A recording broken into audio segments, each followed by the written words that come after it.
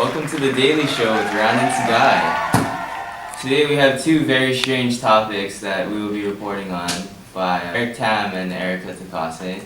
First, we will be featuring veteran news reporter Erika. Eric? Our first story of the day takes us to a school in Stockton, California, where a 13-year-old freshman girl by the name of Sandra Garcia was dragged into a pool against her will by her gym teacher, Danny Peterson. It occurred on August of this year. Garcia is a freshman and is now 14 years old. Danny Peterson has worked in the Stockton School District for over a decade. In PE class that day, the students had to swim. Garcia didn't want to go in the pool, and the teachers forcefully dragged her in against her will. It wasn't until around the end of this November that she spoke out on this incident, telling the public this. Down, and I had sat myself on the stairs, thinking that he would, stop. But he grabbed me by my ankles and started to pull me down. The girl ended up with bruises to her body. Since Garcia is a minor, the teacher is being charged for a misdemeanor injury to a child and is on paid leave for 1 month. If convicted of the crime, he will lose his job. A person recorded the event as it occurred. Watch closely. Here's the video.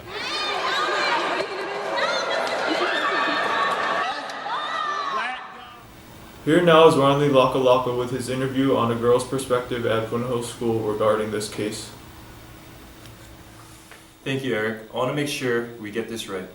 Here's a recent interview with Punahou Academy student Alana Silva, class of 2015, regarding the incident of Sandra Garcia and the gym teacher. We are here with Punahou Academy student Alana Silva, class of 2015, to answer our questions about the incident of Sandra Garcia and the gym teacher. Has a teacher ever abused you? No. No. Thank God, no. What if they did? I would feel very disrespected, and I would definitely take action upon that one. Put yourself in the Stockton girl's shoes. This is the girl that I pulled in. Would you have reacted the same way as the girl did in the video? Well, I wouldn't be in her shoes in the first place because, that's a dumb excuse to not, do PE. I mean, she should have, tried, a smarter excuse rather than I just got my hair done, because then that kind of, puts her in a position where she kind of, her argument is sort of, less valid. Yeah. But, I mean, if I were, not very bright and used that excuse, I would still be very angry because, first of all, you're not supposed to touch people without, consent. Yes. And second of all, that is abuse. So no, I would not be very happy. Okay. We also recently interviewed Mr. Smith to gain an adult supervisor's perspective. Well, first of all, I'd like to say that the excuse did not seem really valid, but that was an extreme reaction to her not being able to participate in that. Well, it's sad that for two reasons. I think we have to hold our students accountable and be responsible. But I think the teacher really overreacted in this particular case, just by viewing it. That's the initial impression I got. Well, that Bobby Smith is definitely lucky that he wasn't the PE teacher dragging in that Alana Silva person, because he would have got his ass kicked. I would say that we respected Bobby Smith's opinion in this interview, and we did not attempt to shake his hand. Moving on. Would you ever force a 13-year-old girl into a pool even if she didn't let you? Yeah, I don't think so, but this sounds pretty harsh. And honestly, is a really nice hairdo a good excuse not to participate? Hell no. Sorry if that sounded insensitive to anyone, but honestly, I don't know. That is such a bad excuse. I guess we live in a country that's filled with girls who admire to look as nice as Taylor Swift. Crappy, right? When in true reality, girls really should desire to look more like Missy Franklin. But then again, who's even Missy Franklin? That is exactly why girls in America would choose hair over participating in their PE class and swimming. Also, I have to say, does anyone else think that girl is 13? I don't either. I know it takes away from the importance of the story, but really? The girl looks more developed than Ariana Grande.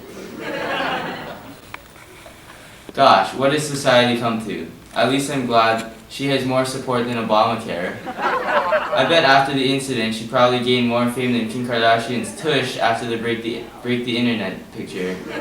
I just don't know what to think of these kinds of incidents anymore. Is this even news, or do people in America prefer to learn about a young girl getting dragged into a pool? What the is Ebola anyways?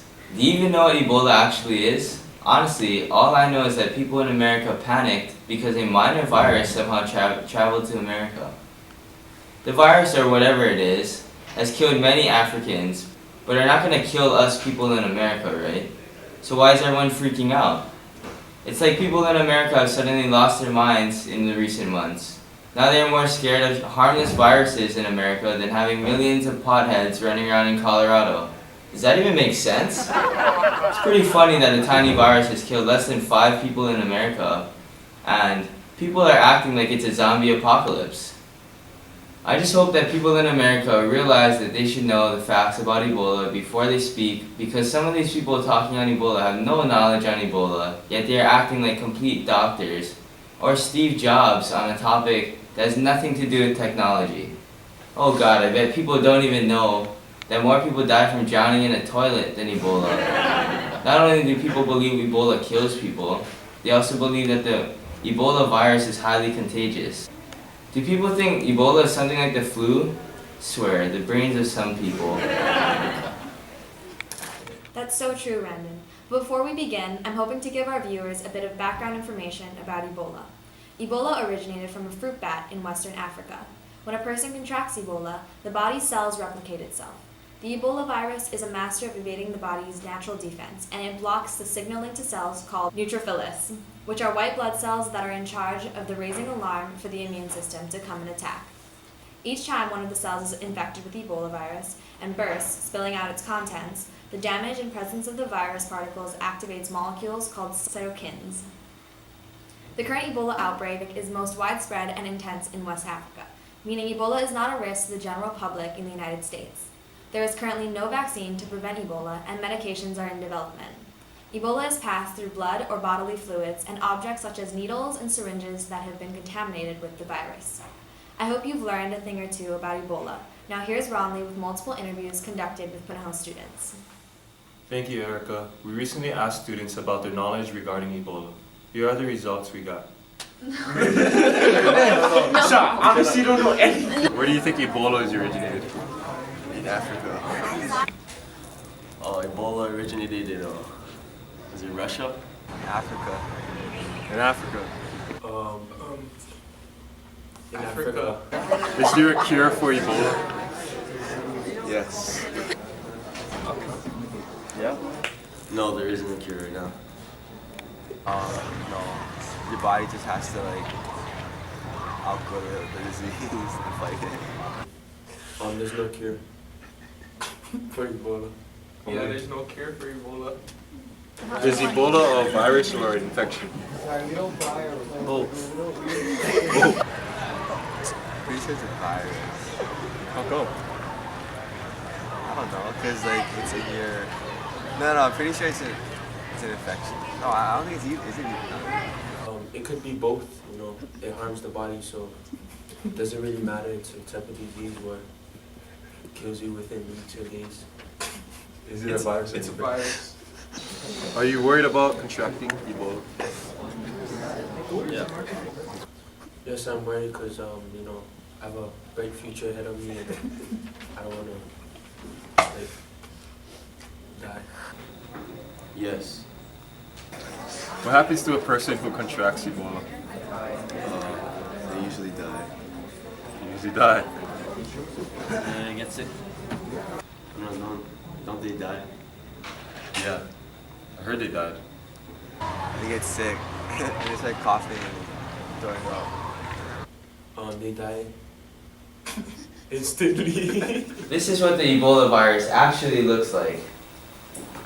And this is what people actually drew.